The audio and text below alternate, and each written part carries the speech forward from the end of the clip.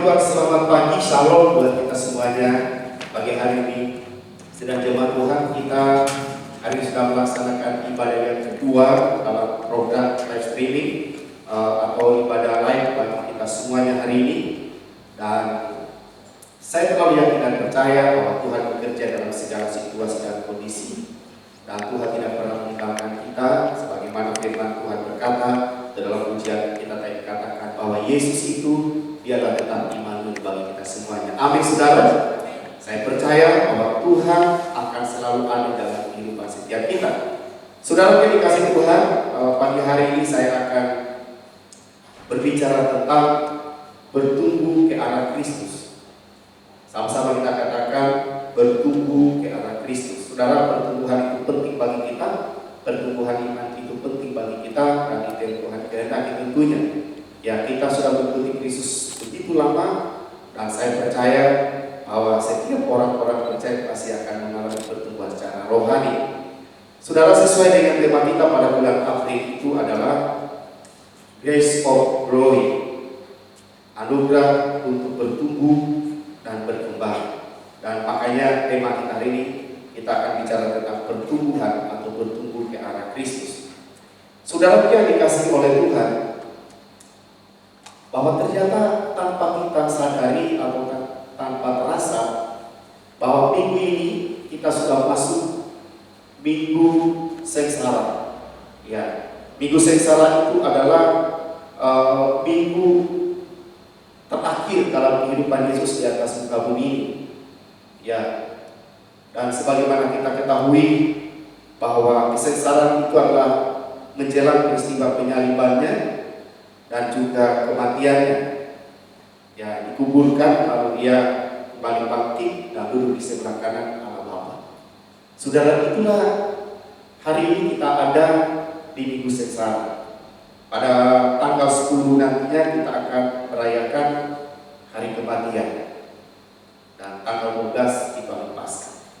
Saudara yang dikasihi Tuhan, saya terlalu yakin dan percaya dengan peristiwa yang sedang kita alami secara global tentunya, dan Tuhan izinkan kita beribadah di rumah kita masing-masing. Dan saya percaya bahwa ada banyak hal yang Tuhan sedang kerjakan. Tuhan sedang berbicara kepada kita betapa pentingnya kita dekat dengan Tuhan. Tidak secara kebetulan juga bahwa peristiwa ini peristiwa yang sedang terjadi, mewabahnya virus corona atau COVID-19, saudara, dan memaksa kita untuk beribadah di rumah kita masing-masing, untuk kita tinggal diam di sana, dan Tuhan mengikat supaya kita membangun sebuah hubungan yang intim bersama dengan Tuhan. Tentunya, ya, Tuhan ingin kita membangun hubungan dengan Tuhan. Itu intinya, saudara. Puji nama Tuhan. Dan itu juga saya tadi katakan bahwa tidak secara kebetulan ini semua terjadi, dan saya percaya di balik ini Tuhan campur tangan, dan kita akan memasuki Paskah. Ya, saudara, kita semua ketahui bahwa pertama kali Tuhan memberitakan perayaan Paskah, dan juga itu kita tahu pada waktu itu terjadi kegemparan di tanah Mesir. Dikatakan bahwa anak-anak sulung semuanya mati. Ya, secara khusus orang-orang Mesir pada waktu itu. Tuhan melukai tanah Mesir, tapi orang Israel sedang merayakan Paskah. Nah, saudara yang dikasihi Tuhan, saya tidak percaya bahwa ada suatu rencana Tuhan di balik daripada peristiwa ini. Dan kita doakan dengan kuasa Paskah itu akan terjadi kegerakan rohani di mana-mana. Ya, akan terjadi sesuatu ledakan-ledakan yang luar biasa dalam kehidupan kita, dalam kehidupan kita secara pribadi, maupun dalam kehidupan kita, dalam keluarga kita. Iman kita akan melalui pertumbuhan secara rohani. Itulah yang Tuhan sedang kerjakan, saudara. Saudara yang dikasihi Tuhan, kita akan baca firman Tuhan di dalam Injil Yohanes pasalnya yang ke-12. Ya, Injil Yohanes pasal 12 ayat yang 20 sampai ayatnya yang ke-27. Ini sesuai dengan tema kita, karena minggu ini kita sudah ada minggu sengsara Tuhan Yesus, atau minggu terakhir perjalanan Yesus di atas muka bumi ini sebelum pada akhirnya ia menyerahkan dirinya untuk mati disalibkan, dan kemudian pada hari yang ketiga dia bangkit dan kemudian dia naik ke surga dan duduk di sebelah kanan Allah Bapa. Saudara, kita baca firman Tuhan di dalam Injil Yohanes pasal 12 ayat yang ke-20 sampai ayatnya yang ke-27. Perhatikan Alkitab kita masing-masing. Judul perikopnya ini adalah Yesus memberitakan kematiannya. Saudara-saudara yang terkasih dalam Tuhan, mari perhatikan kita. Saya mengajak kita untuk baca firman Tuhan bersama-sama di rumah kita masing-masing tentunya ya. Kita baca firman Tuhan, ambil Alkitab saudara hari ini, dan kita akan baca firman Tuhan bersama-sama. Kita akan baca firman Tuhan 2-3. Di antara mereka yang berangkat untuk beribadah pada hari raya itu, terdapat beberapa orang Yunani. Orang-orang itu pergi kepada Filipus yang berasal dari Betsaida di Galilea, lalu berkata kepadanya, "Tuhan, kami ingin bertemu dengan Yesus."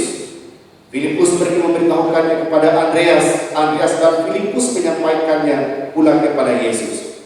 Tetapi Yesus menjawab mereka, katanya, "Telah tiba saatnya Anak Manusia dimuliakan. Aku berkata kepadamu, sesungguhnya jikalau biji gandum tidak jatuh di dalam tanah dan mati, ia tetap satu biji saja. Tetapi jika ia mati, ia akan menghasilkan banyak buah. Barang siapa mencintai nyawanya, ia akan kehilangan nyawanya. Tetapi barang siapa tidak mencintai nyawanya di dunia ini, ia akan memeliharanya untuk hidup yang kekal. Barang siapa melayani aku, ia harus mengikut aku, dan di mana aku berada, di situ pun pelayanku akan berada. Barang siapa melayani aku, ia akan dihormati Bapa. Sekarang jiwaku terharu, dan apakah yang akan kukatakan? Bapa, selamatkanlah aku dari saat ini. Tidak, sebab untuk itulah aku datang ke dalam saat ini. Puji nama Tuhan, selain jemaat Tuhan. Demikianlah bacaan kita pada pagi hari ini. Firman Tuhan berkata, diberkatilah orang-orang yang membaca firman Tuhan, merenungkan, memelihara sambil mempraktikkan itu semuanya dalam kehidupan kita. Saudaraku yang dikasihi Tuhan, firman Tuhan yang kita baca ini adalah peristiwa seminggu sebelum perayaan Paskah. Dan kita tahu bahwa perayaan Paskah ini adalah perayaan Paskah yang terakhir yang Yesus lakukan tentunya bersama dengan para muridnya. Dan ini adalah minggu yang terakhir tentunya ya. Dia minggu yang terakhir di mana pada waktu itu ada begitu banyak orang-orang Yahudi, baik orang Yahudi yang ada di Israel yang tersebar ke Israel maupun orang-orang Yahudi diaspora yang juga tersebar ke seluruh dunia, dan mereka sedang menuju ke Yerusalem untuk pergi merayakan Paskah. Saudara yang dikasihi Tuhan, dan Alkitab mengatakan ada begitu banyak orang berbondong-bondong ke sana bersama dengan Yesus dan para muridnya juga. Ada banyak peristiwa-peristiwa yang terjadi di sana. Saudara, untuk memahami firman Tuhan ini, saya akan bagi 3 bagian. Yang pertama, dalam ayatnya yang ke-20 sampai ayat yang ke-22 yang kita baca hari ini, itu bicara tentang kerinduan orang-orang Yunani. Orang-orang Yunani ini mewakili bangsa-bangsa lain untuk berjumpa dengan Yesus. Dan kita melihat yang kita baca ini adalah siapakah orang-orang Yunani. Ini bukan orang-orang Yahudi yang bisa berbahasa Yunani, tapi ini adalah orang-orang Yunani asli ya. Tentunya orang-orang Yunani ini adalah orang-orang Yunani yang sudah percaya kepada Tuhan. Dalam bahasa Ibrani dikatakan orang-orang yang sudah percaya kepada Elohimnya, orang Israel. Dan mereka semuanya berbondong-bondong untuk ke sana. Dan saudara, orang-orang Yunani ini juga mewakili bangsa-bangsa lain, mewakili bangsa-bangsa lain yang tentunya masuk juga dalam kategori kita juga pada saat ini. Ya saudara, dalam satu bagian firman Tuhan dalam Injil Yohanes pasal 10 ayatnya yang ke-16, Injil Yohanes pasal 10 ayat yang ke-16, di situ Tuhan Yesus berbicara tentang ini juga. Coba kalau saudara Habel tolong baca Injil Yohanes pasal 10 ayat 16. Firman Tuhan, ada lagi padaku domba-domba lain. Perhatikan di situ. Tuhan Yesus berkata kepada para muridnya, kepada para pendengarnya, bahwa ternyata ada lagi domba-domba yang lain, saudara. Ya, siapakah itu domba-domba yang lainnya? Nah, itu tadi saya katakan terus. Yang bukan dari kandang ini. Yang bukan dari kandang ini, terus Domba-domba itu harus kutuntun juga. ya, saudara. Itulah Tuhan kita adil. Dikatakan bahwa domba-domba itu harus aku tuntut juga, saudara. Terus, Dan mereka akan mendengarkan suaraku, ya, dan mereka akan menjadi satu kawanan dengan satu domba. amin, saudara. Jadi kita perhatikan di sini, saudara. Jadi peristiwa ini, peristiwa tentang datangnya orang-orang Yunani yang sudah percaya kepada Tuhan, yang juga ingin berjumpa dengan Yesus. Saya percaya ada begitu banyak orang, jiwa-jiwa yang lapar dan haus akan Tuhan. Amin, saudara. Di sekitar kita, dimanapun kita berada, bahkan mungkin kita sendiri secara pribadi, saya sampaikan kepada kita hari ini, milikilah rasa haus dan lapar akan Tuhan, maka engkau pasti akan berjumpa dengan Tuhan secara pribadi dimanapun engkau berada. Hari ini kita melihat bagaimana orang-orang Yunani mewakili bangsa-bangsa yang lain. Mereka memiliki kerinduan yang begitu dalam untuk berjumpa dengan Tuhan, sehingga Alkitab berkata orang-orang Yunani itu datang berpesan kepada Filipus, dan Filipus datang kepada Andreas, dan mereka menyampaikan pesan ini kepada Tuhan, bahwa ada bangsa-bangsa lain, ada orang-orang yang lain yang berjumpa dengan Tuhan, yang ingin berjumpa dengan Engkau, ya Tuhan.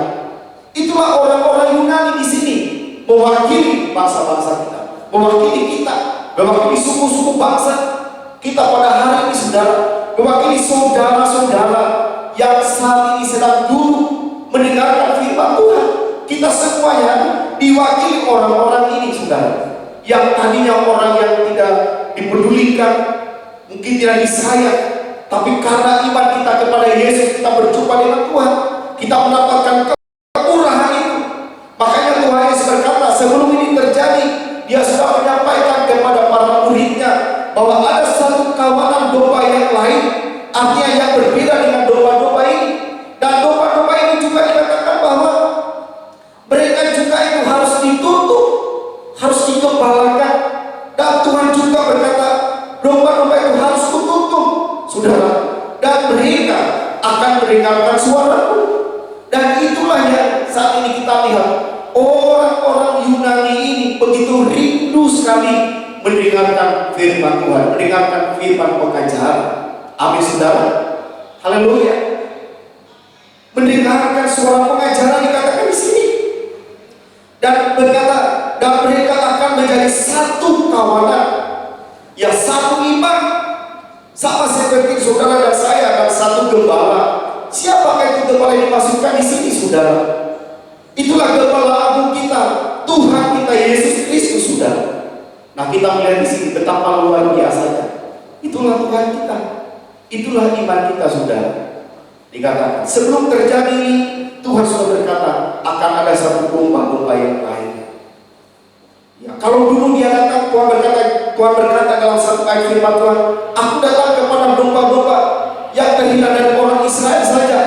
Tetapi kali ini bukan saja kepada orang Israel, kepada seluruh bangsa-bangsa, saudara, termasuk kita, suku-suku bangsa, suku-suku bangsa yang ada di Indonesia, suku-suku bangsa yang ada di tanah Papua, suku-suku bangsa yang sedang duduk pada saat ini di depan kamera kita masing-masing, yang sedang mendengarkan firman Tuhan ini, saudara. Itulah kita. Ada mungkin dari suku bangsa, dari Manado, dari Maluku, dari Sulawesi, dari Sumatera, dari Kalimantan, dan semuanya kita ada berkumpul hari ini, saudara. Bangsa-bangsa juga hari ini, saudara. Kita lihat di sini. Dan hal yang kedua,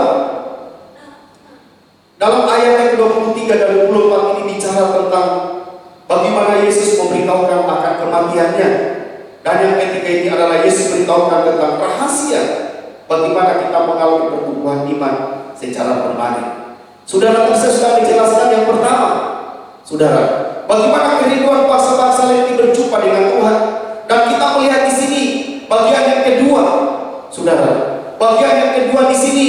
dikatakan bahwa Yesus memberitahukan tentang kematiannya. Ini ada korelasinya tentang kerinduan orang-orang yang Yunani, bangsa-bangsa berjumpa dengan Tuhan. Saudara, kita melihat, coba kita lihat. Coba baca kembali ayat 23-24 dalam bacaan kita tadi. Injil Yohanes pasal 12 ayat yang ke-23. Tetapi Yesus menjawab mereka, katanya, telah tiba saatnya Anak Manusia dimuliakan. Ya, ini tadi yang saya katakan bahwa ini ada korelasinya, ada hubungannya tentang perkataan kerinduan hati bangsa-bangsa lain untuk datang berjumpa dengan Tuhan. Dan memang malaikat Gabriel datang memberitahukan kepada Maria ibunya bahwa dialah yang akan menebus dosa manusia, dosa dunia. Nah, makanya kedatangan orang Yunani ini, pada saat mereka datang, Yesus kembali diingatkan bahwa dia sedang menuju ke Golgota, dia sedang menuju ke Yerusalem, sehingga dia berkata kepada mereka, telah tiba saatnya Anak Manusia dimuliakan. Anak Manusia akan mengalami penderitaan sengsara yang luar biasa. Dia beritahukan kepada mereka terus, Aku berkata kepadamu, sesungguhnya jikalau biji gandum tidak jatuh ke dalam tanah ya, dan mati, ya, ia tetap satu biji saja. ia tetap satu biji saja. Kalau biji gandum itu tidak jatuh ke dalam tanah dan mati, ia tetap satu biji saja. Terus, Tetapi jika ia mati, ya, ia akan menghasilkan banyak buah. haleluya. Tetapi jika ia mati, Alkitab berkata, maka biji gandum itu akan menghasilkan banyak buah. Ini bicara tentang rahasia sebuah pertumbuhan iman kita. Jadi rahasia pertumbuhan iman kita secara permanen, saudara, ke arah Kristus yang pertama harus mau jadi seperti biji gandum ini, saudara. Ini adalah sebuah perumpamaan atau ilustrasi yang Tuhan sampaikan kepada para muridnya atau kepada kita yang pada waktu itu memang belum dibukakan, atau Tuhan sudah banyak berbicara kepada mereka pada saat itu tentang kematiannya, tapi para muridnya belum menangkap, belum mengerti.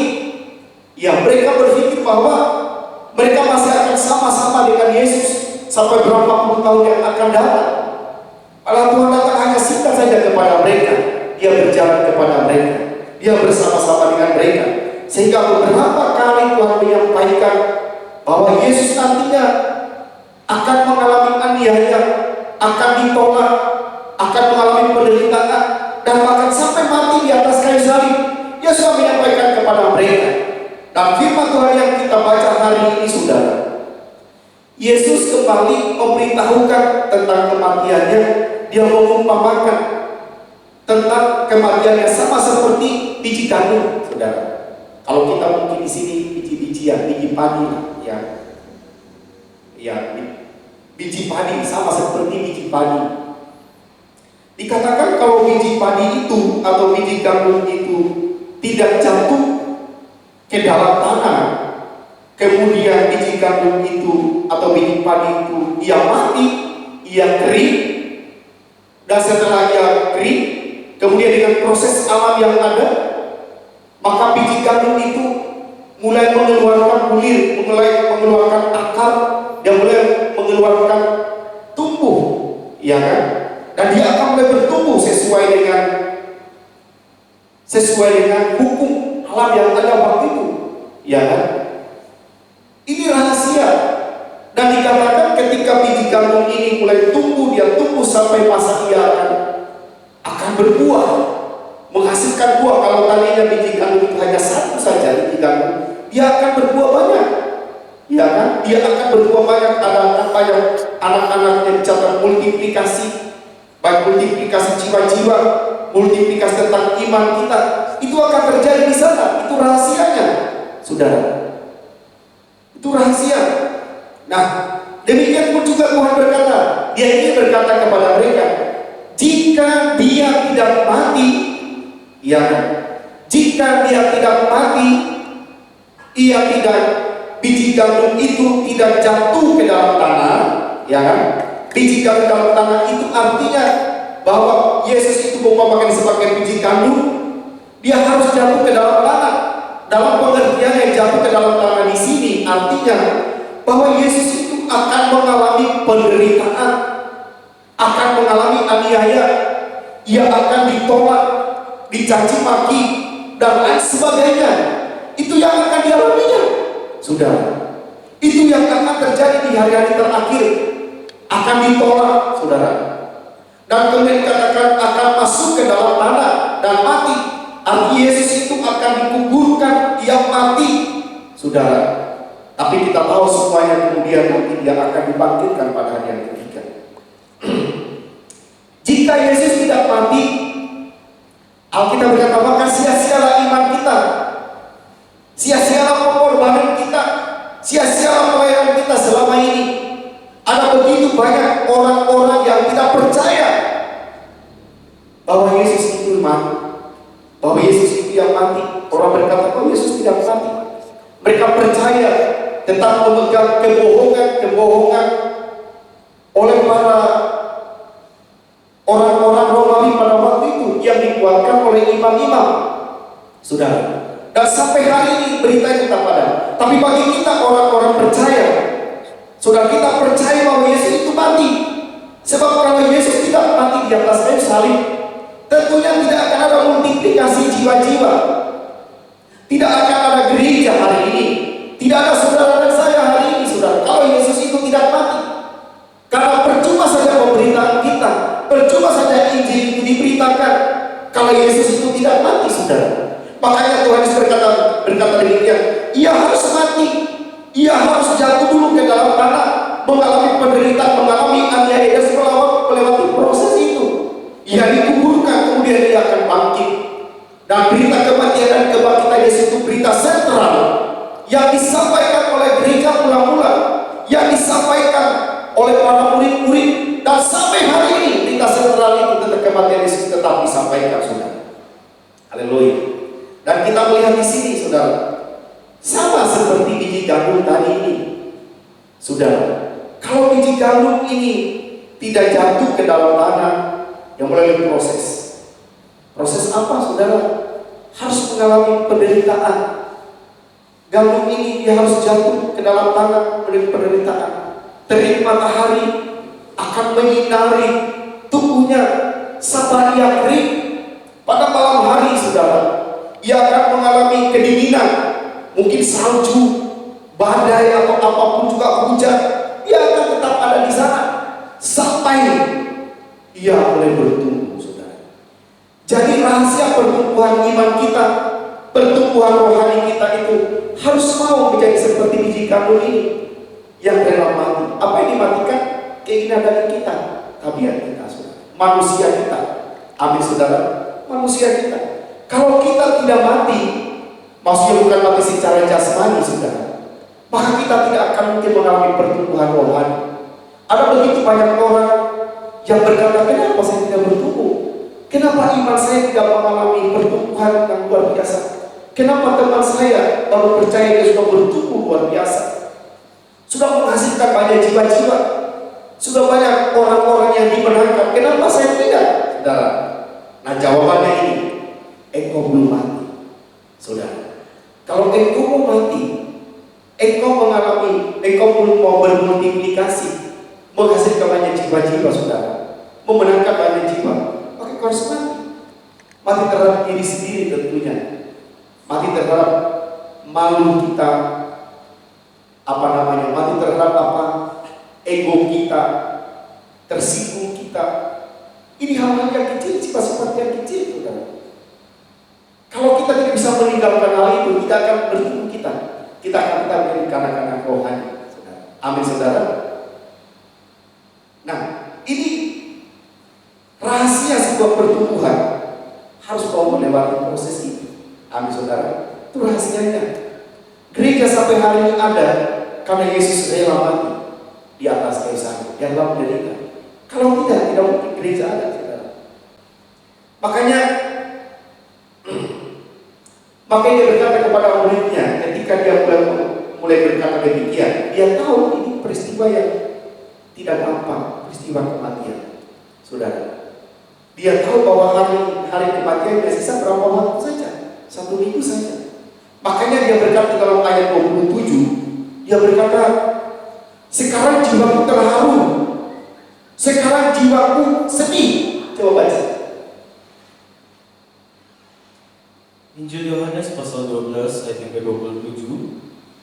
Sekarang jiwaku terharu. Ya, jiwaku dalam terjemahan Alkitab yang dikatakan jiwaku sedih, jiwaku berduka cita.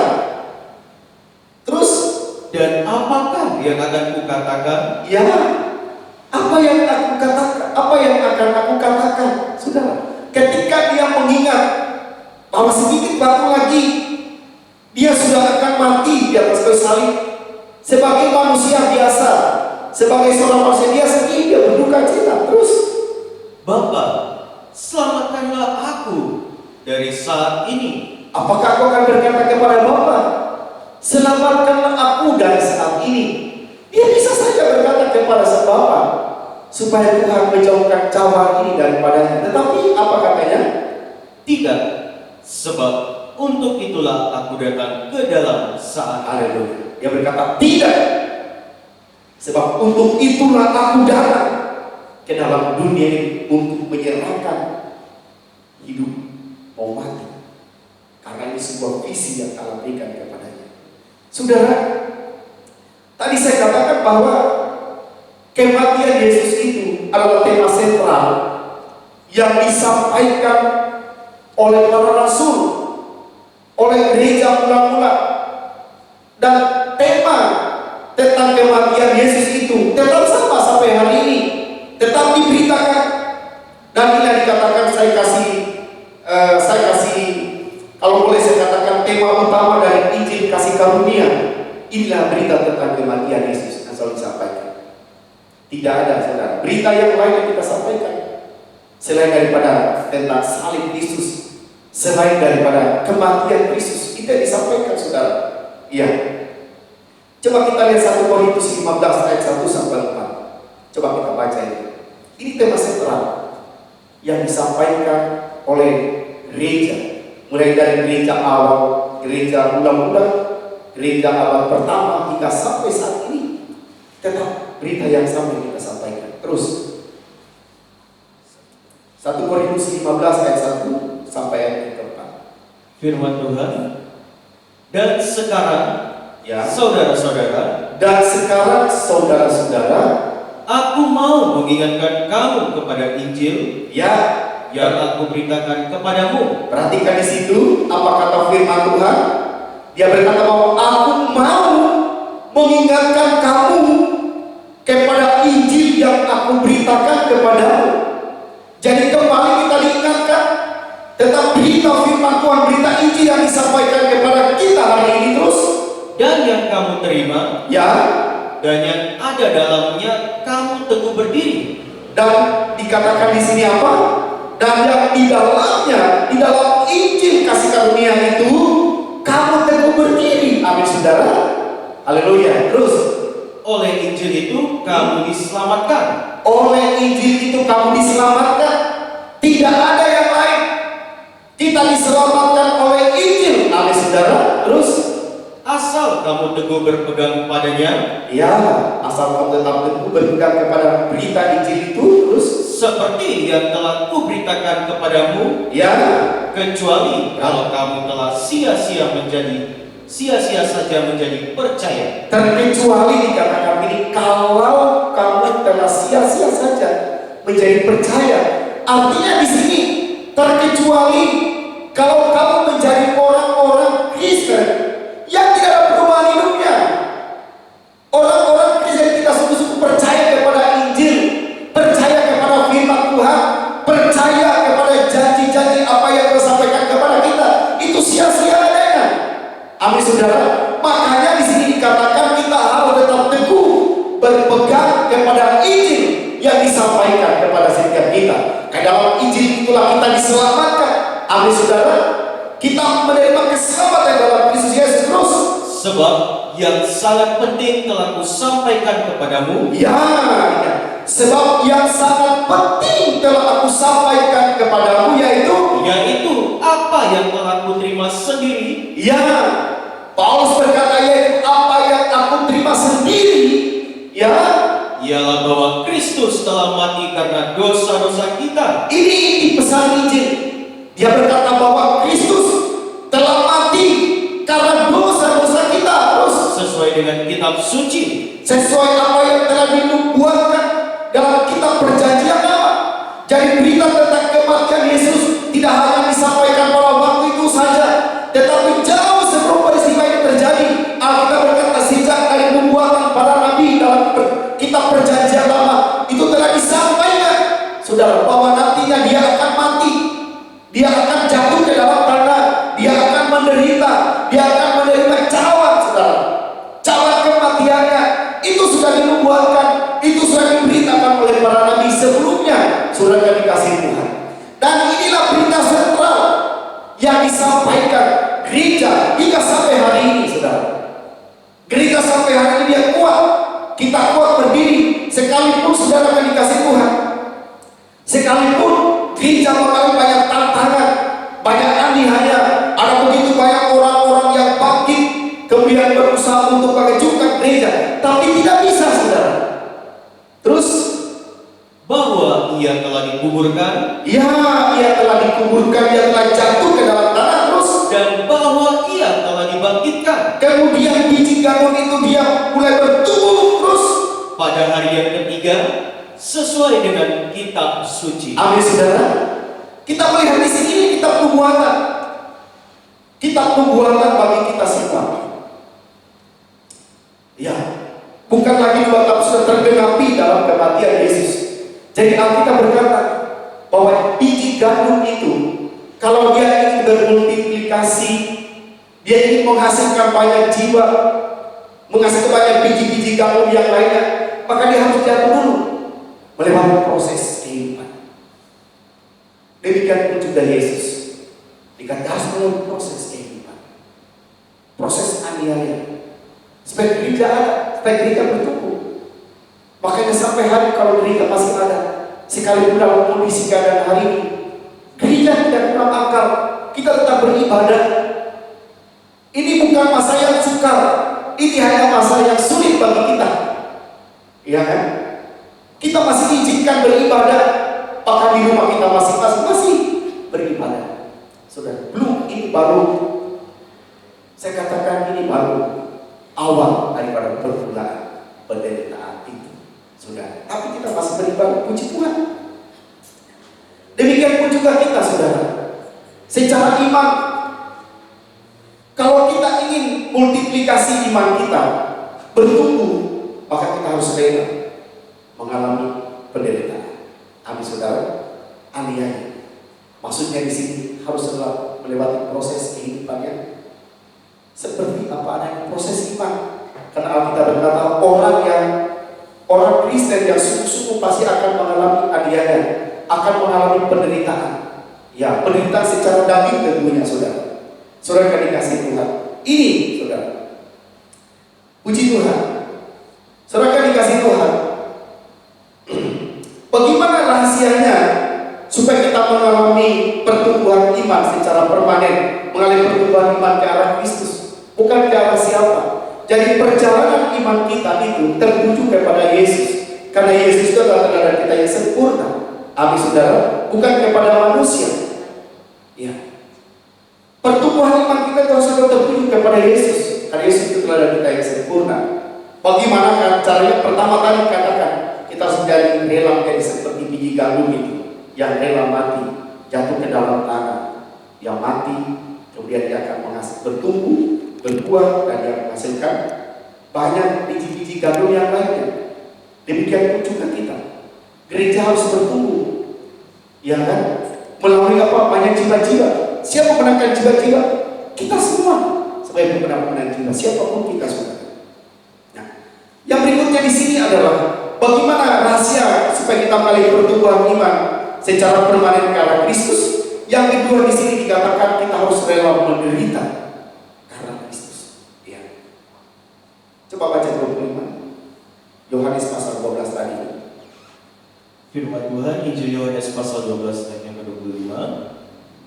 Barang siapa mencintai nyawanya, Barang siapa yang mencintai nyawanya, ia akan kehilangan nyawanya. ia akan kehilangan nyawanya. Tetapi barang siapa tidak mencintai nyawanya di dunia ini, Ya, ia akan memeliharanya untuk hidup yang kekal. amin saudara. Jadi yang kedua di sini dikatakan bahwa bagaimana rahasianya supaya kita mengalami pertumbuhan iman secara permanen. Saudara, dunia ini kita melihat di sini, kita melihat sekarang apa yang terjadi, tidak akan semakin baik. Kita akan mengalami banyak kesulitan-kesulitan, akan begitu banyak tantangan yang kita alami. Hari ini kita melihat tantangan kita ini adalah ini baru wabah sakit penyakit yang diizinkan oleh Tuhan. Tuhan ingin melihat apakah kita masih beriman, apakah kita masih sungguh-sungguh kepada Tuhan atau tidak, apakah kita masih mau beribadah. Sekalipun pada saat kondisinya berbeda, kita biasa kumpul di gereja kita seperti hari ini, tapi hari ini kondisi kita berbeda. Kita kumpul dengan keluarga kita kumpul dengan kerabat kita, dan kita beribadah, kita dengar firman Tuhan sekalipun secara live hari ini. Tapi Tuhan ingin melihat kesungguhan kita. Sekalipun dengan demikian, dengan ibadah lain, apakah kita masih mau menyiapkan waktu kita untuk kita ibadah? Apakah kita masih menyiapkan waktu kita untuk kita duduk diam bersama dengan keluarga kita masing-masing, mau memuji Tuhan sekalipun itu di rumah, mau dengar firman Tuhan sekalipun itu di rumah kita? Apakah engkau masih beriman kepada Tuhan atau tidak? Amin saudara. Apakah engkau masih beri waktu atau tidak? Saudara, kita melihat di sini Alkitab berkata, barang siapa yang mencintai nyawanya, ia akan kehilangan nyawa. Saudara, tetapi dikatakan, barang siapa tidak mencintai nyawanya di dunia ini, ia akan memeliharanya untuk hidup yang kekal. Artinya di sini dikatakan, barang siapa yang mau bayar harga karena iman kita kepada Yesus, barang siapa bayar harga karena kita sungguh-sungguh percaya kepada Tuhan, dikatakan ada jaminan kehidupan yang kekal. Amin saudara. Ada jaminan kehidupan yang kekal saudara. Kita melihat di sini saudara. Tapi kalau kita tidak mau, hanya kita mau melesatkan daging kita, hanya kita mau melesatkan daging kita, maka kita akan kehilangan nyawa kita. Ada saudara pilih mana? Pilih dunia atau pilih menderita bersama dengan Yesus? Tapi upah kita kerajaan surga. Haleluya.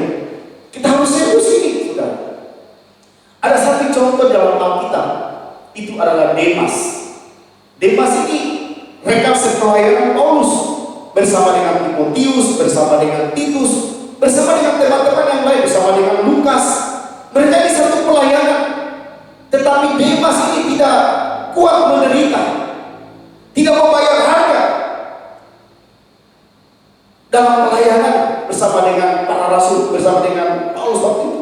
Sehingga kita berkata Demas ini mencintai dunia, dan lebih cinta dunia daripada mau melayani bersama dengan Tuhan dalam pemberitaan. Kita lihat di sini 2 Timotius 4 ayat 10, coba baca.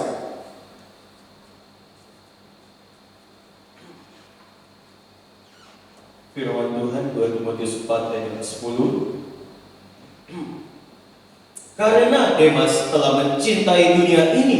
Karena Demas telah mencintai dunia ini, terus Dan meninggalkan aku, ia telah berangkat ke Tesalonika. Ia telah pergi ke Tesalonika. Tesalonika itu satu ibu kota pada waktu itu, satu kota yang besar.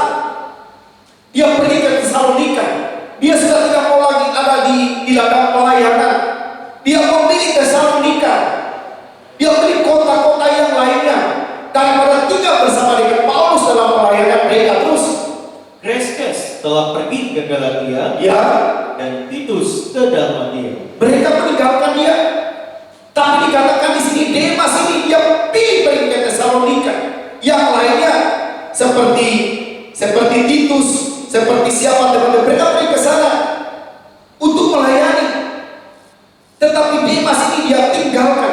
Saudara, dia lebih cinta dunia daripada mau melayani bersama dengan Paulus, sekalipun mereka harus menderita. Ada begitu banyak orang saudara mau melayani, mau mengiring Tuhan, asalkan tidak membayar harga.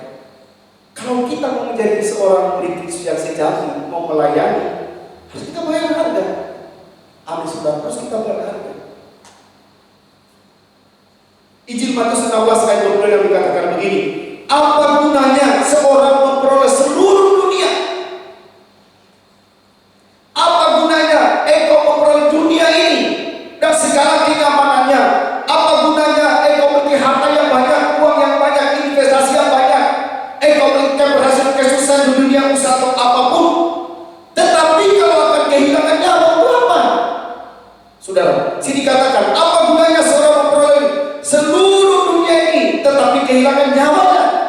Dan apakah yang dapat diberikannya sebagai ganti nyawanya?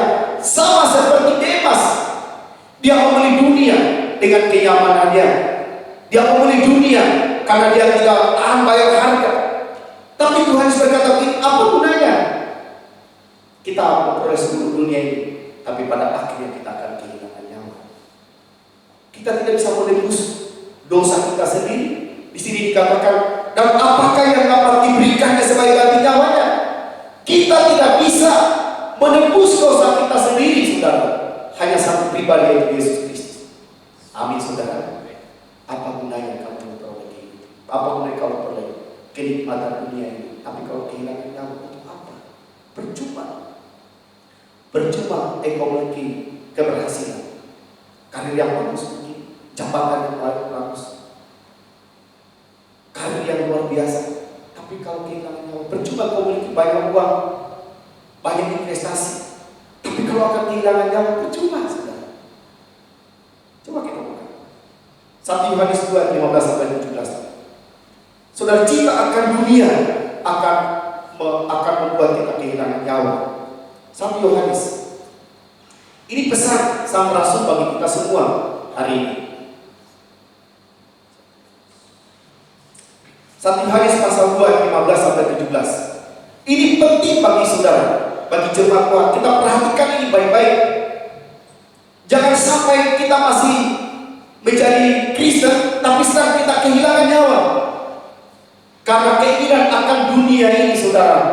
Itu mengisap kita.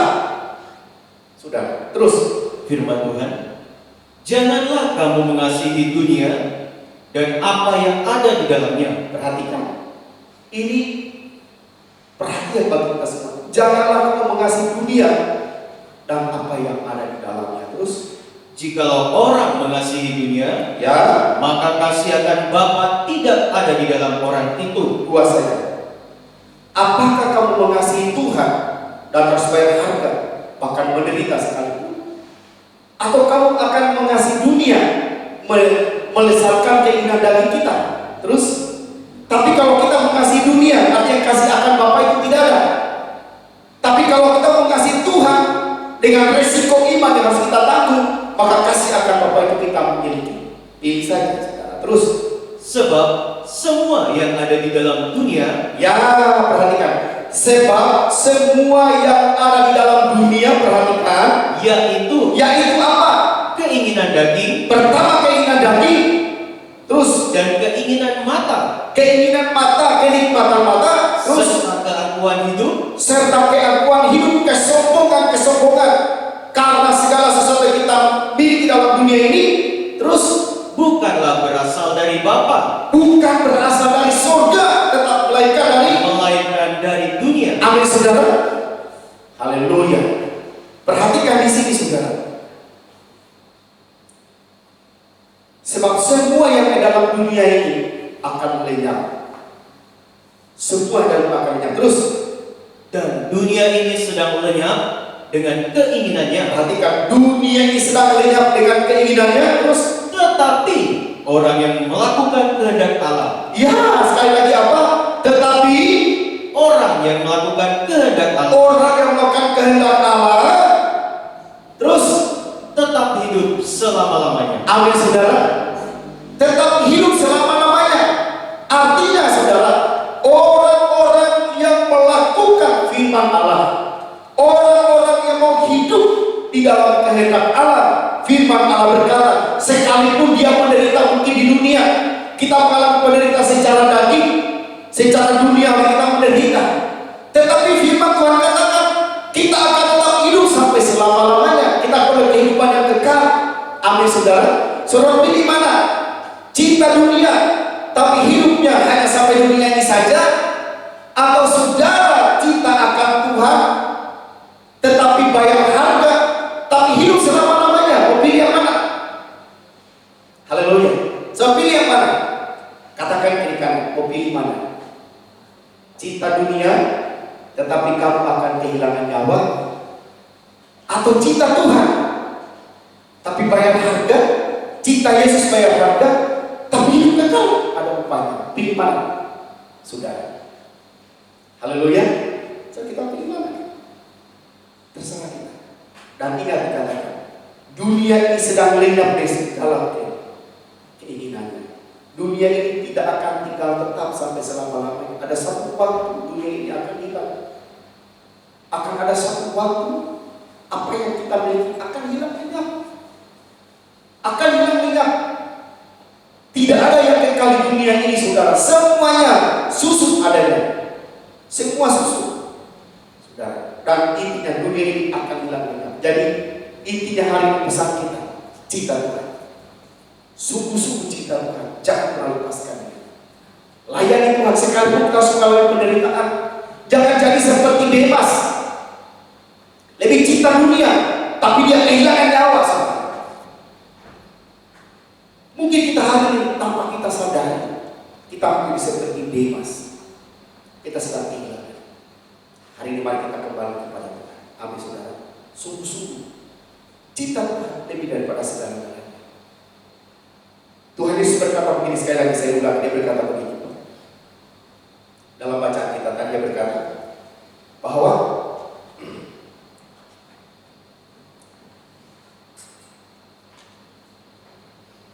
dia berkata, Tuhan Yesus berkata kepada kita, barang siapa yang mencintai nyawanya, dia akan kehilangan nyawanya.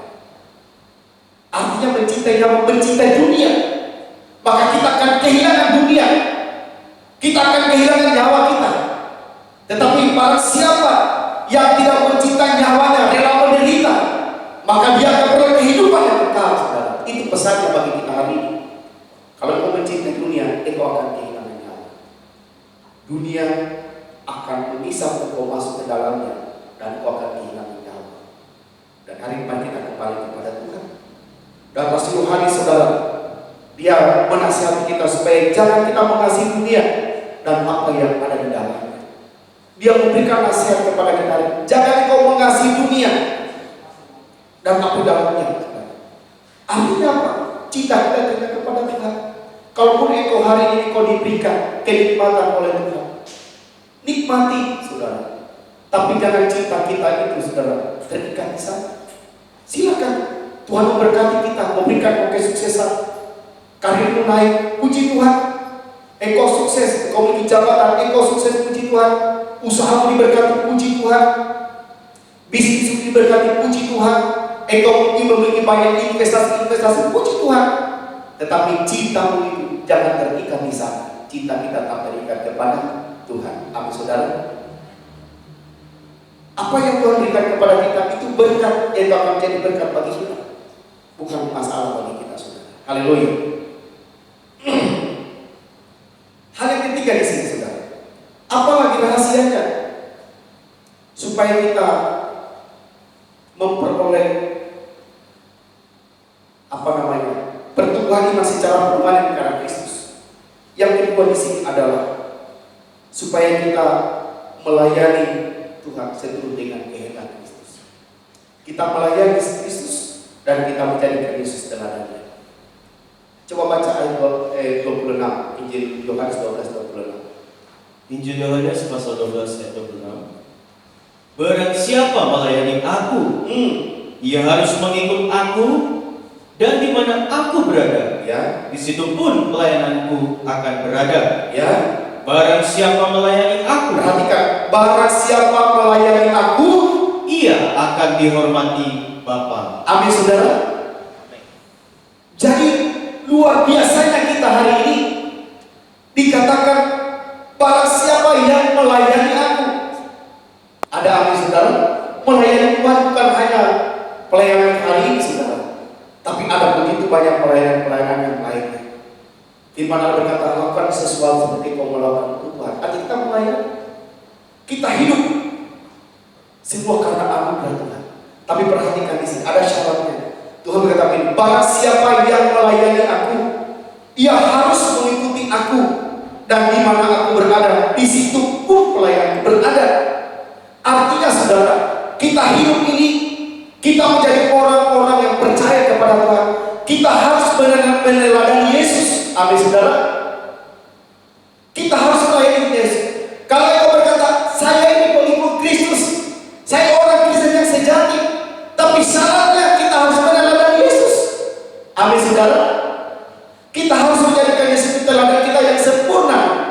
Bukan kita menjadikan diri kita sendiri seperti apa yang kita jadi seperti hari ini, tapi kita harus menjadikan Yesus itu teladan kita yang sempurna. Itu baru bentuk Kristus yang sejati. Haleluya.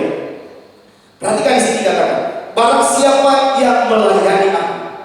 Jadi saudara, siapapun yang melayani Kristus, siapapun yang menjadi pengikut Kristus, maka dia harus, kata harus ini mutlak, kita harus mengikut Yesus dimanapun Yesus berada. Artinya kita harus meneladani teladannya yang sempurna. Karena dikatakan di mana aku berada, di situ pun juga pelayanku berada. Itu luar biasa. Di mana Yesus berada, maka di situ juga para pelayannya berada. Amin saudara. Haleluya. Dan barang siapa yang melayani Kristus, maka ia akan dihormati oleh Tuhan. Dia dihormati oleh Sang Bapa. Artinya, siapa yang melayani sesuai dengan teladan Yesus, siapa yang menjadi murid Kristus, siapa menjadi orang Kristen hari ini, dan kita menjadikan Yesus teladan kita, maka ia akan dihormati oleh Bapa. Artinya, ada begitu banyak orang Kristen tapi tidak meneladani Yesus. Artinya, ada begitu banyak orang-orang Kristen tetapi tidak hidup sesuai dengan berita Tuhan, tidak hidup sesuai dengan firman.